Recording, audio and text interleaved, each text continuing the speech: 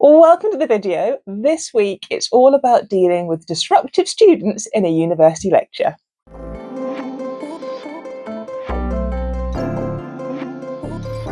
Hi, welcome to the channel. My name is Caroline. I'm a senior lecturer in physics here in the UK.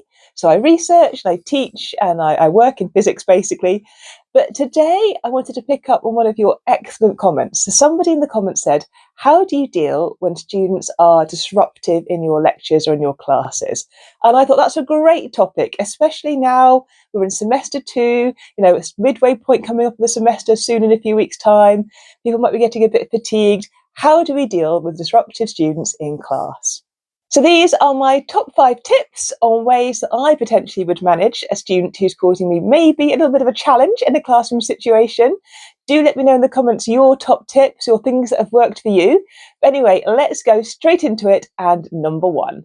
My first tip is to set expectations from the outset. I actually teach the very first lecture to our first year incoming physics students every year. And I always feel a real sense of responsibility that I have to set the tone from the start of their lecture journey so that they know what's expected in the classroom and to make the behaviour pattern what the other lecturers would also like to teach. It's no good if I allow things to happen in my lecture and then my colleague has to lecture them the next day and I've already allowed these behaviours to kind of creep in that aren't great. So from the outset, I set very clearly what I would like to be the behaviours in the lecture theatre. I do it in a really nice way. I try to be very welcoming and engaging because it's the first time these students are being lectured in a university situation. But at the same time, if there is ripples of noise, there is disruption, I will, doing the various tactics I'm about to say, I will politely put a stop to it in that opening lecture, because I think in that first week especially, you need to be really clear on what is allowed and tolerated and expected in your classroom, so that people basically know. Most people will want to follow the right rules, the right processes. So if you can set people the expectations at the outset, then typically they're going to go down better and you'll know what's going on in your classroom. So number 2, so when I say I'm going to set these expectations, what do I do then if I have disruption? What do I do if I've got very noisy students? Sometimes they don't mean to be disruptive. They're excited to be at university. They're chatting to their new friends. Everything's a bit of a whirlwind.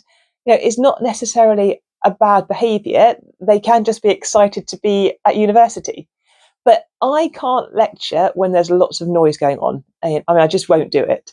So there's a few tactics that I use. So I allow a little bit of time for people to settle in. I give them a warning that we're about to start the lecture. And then when the lecture starts, I do look for that lecture theatre to be quiet. Now, if it isn't quiet, I'll do the usual kind of settle down, we're about to start, kind of vocalization to get people to quieten down. Typically that will often work. And then when people are quiet, you can start delivering your class. Then sometimes what happens is people get a little bit louder during your class. You might hear pockets of conversation starting. Now, an occasional bit of whispering where you hear someone say, I didn't quite get that, and their friend kind of fills them in.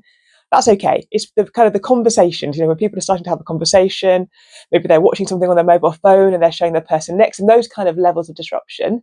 What do you do then? Well, again, there's a few tactics that I do. So one of the first tactics is I'll actually stop teaching, but in a really calm way, not in an aggressive way, just in a really calm way. I'll stop, I'll look up if I'm writing some notes and people are copying what I'm writing, look around the classroom, and often that kind of eye contact is enough to get people to calm back down again. Quite often, 3/4 of the lecture theatre will be quiet anyway, and then it makes it quite obvious the little pocket that's being a bit louder, and they realise and they quieten back down, which is great. Sometimes if that noise continues, I'll then be a bit more direct and I'll say, is there a problem? Can I help? Is that not clear? So I'll try to, ask the student if there was an issue to see whether I can get some kind of feedback from them to help. And again, sometimes there is an issue and they give me something and I say I can correct it or explain it to them.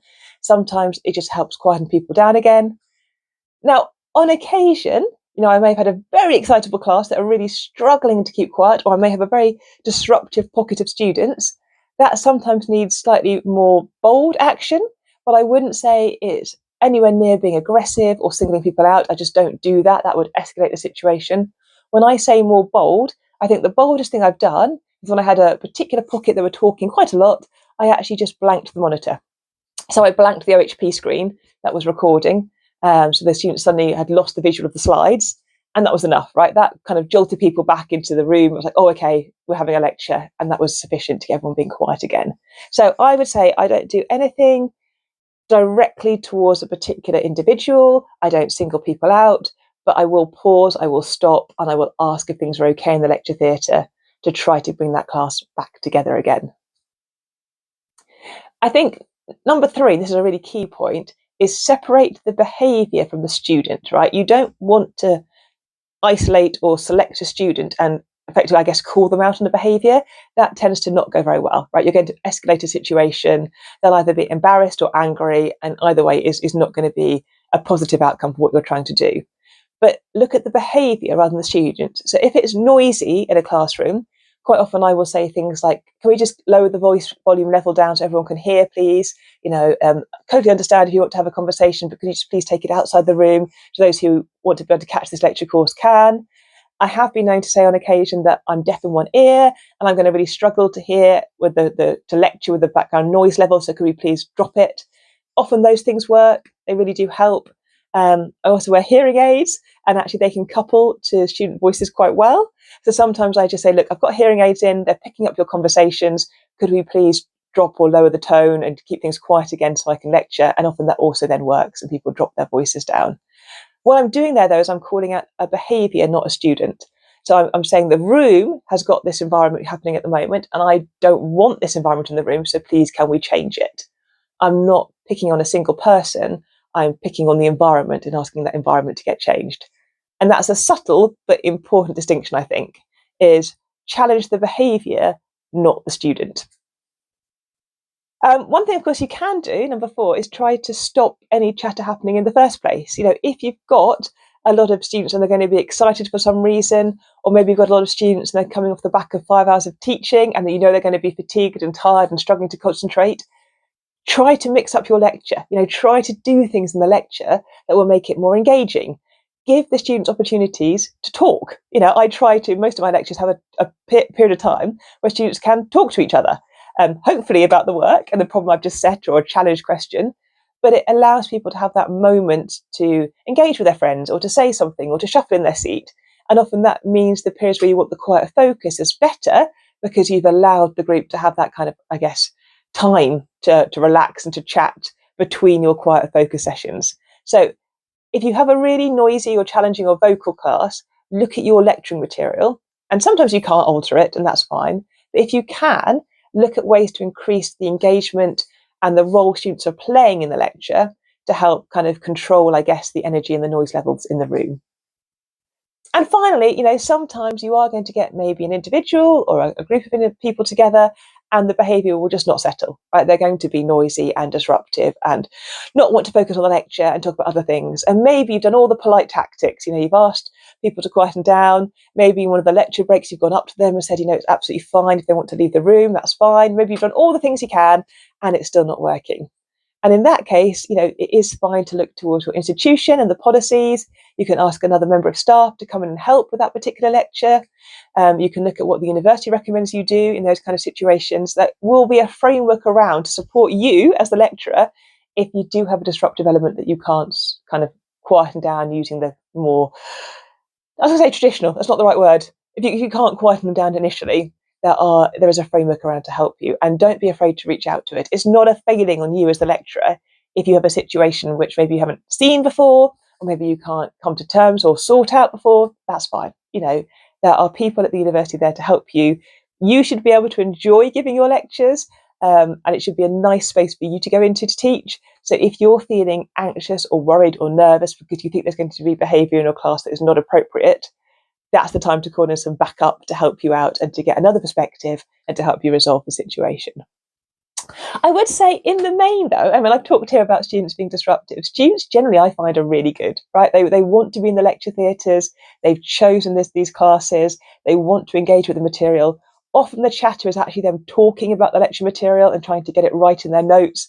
So I find in general, the lecture classes, I'm very unfortunate, but the students I teach, the lecture classes, they're great. And they're a great group to be able to give content to and to engage with. And every now and then there may be a pocket of overexcitement or, a bit too much energy in the room or a little bit disruptive behaviour. But actually using one of these kind of approach is typically enough to bring it back down. So let me know in the comments, do you find you have lots of disruptive behaviour in your classrooms? Are your students nice and easy to lecture? Is everyone super quiet and there's not a sound anywhere in the lecture theatre? Let me know in the comments. I have a few more videos coming up based on questions from the comments. So if you would like something in particular answered or considered, please do drop me a note in one of the video comments and I will pick it up and maybe add it to the future video list. But in the meantime, I hope your semester is going well, whether you're teaching or a student or thinking about university. I hope things are okay, and I will see you for the next video very soon. Bye.